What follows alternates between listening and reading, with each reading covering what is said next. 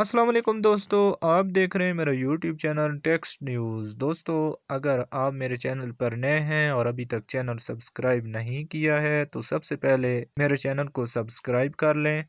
دوستو، اس کرۂ ارض پر ویسے تو ہزاروں کی تعداد میں بیماریوں نے جنم لیا ہے۔ دنیا بھر میں 50% انسان موذی امراض میں مبتلا ہیں۔ پاکستان سمیت دنیا بھر میں ہر سال بیماریوں سے بچاؤ کا عالمی دن بھی منایا جاتا ہے۔ ایک اندازے کے مطابق پچھلے 15 سال سے عجیب و غریب قسم کی بیماریوں نے جنم لیا ہے، اور کچھ تو اتنی پیچیدہ ہیں کہ ابھی تک ان کا علاج بھی ممکن نہیں ہو سکا۔ دوستو، اگر امراض کی فہرست چیک کریں تو کینسر، فالج، لکوا، ہیضہ، ہیپاٹائٹس، ایڈز سے کہیں بڑھ کر خطرناک وائرسز نے جنم لیا ہے، جن میں سر فہرست کانگو وائرس، کرونا وائرس اور منکی پاکس وغیرہ شامل ہیں۔ لیکن عراق میں اس سے بھی ایک خطرناک وائرس رپورٹ ہوا ہے جس نے کافی لوگوں کو اپنی لپیٹ میں لیا ہوا ہے۔ دراصل یہ وائرس ہے کیا علامات ہیں، علاج کون سا ہے، کب اور کیسے پھیلا؟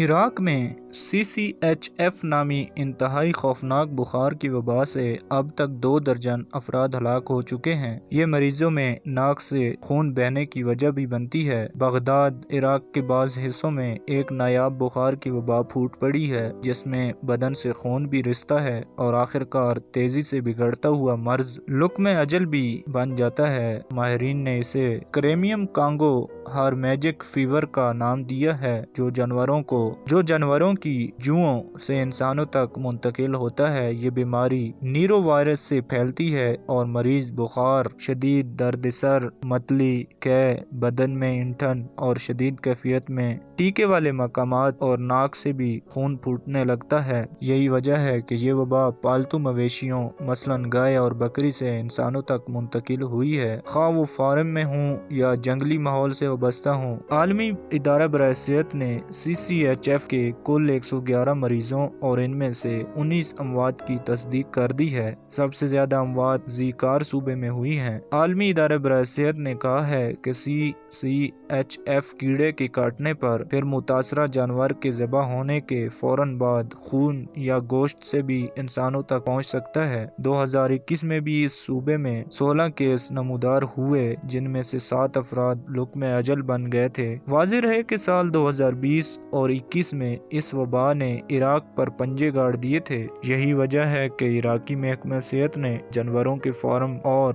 کومیلوں میں بڑے پیمانے پر حفاظتی اسپرے کی مہم چلائی ہے۔ دوستو، اگر پاکستان کی بات کریں تو پاکستان میں ورلڈ ہیلتھ آرگنائزیشن WHO نے یہ کہا ہے کہ پاکستان میں ابھی تک اس طرح کیسز رپورٹ نہیں ہوئے ہیں۔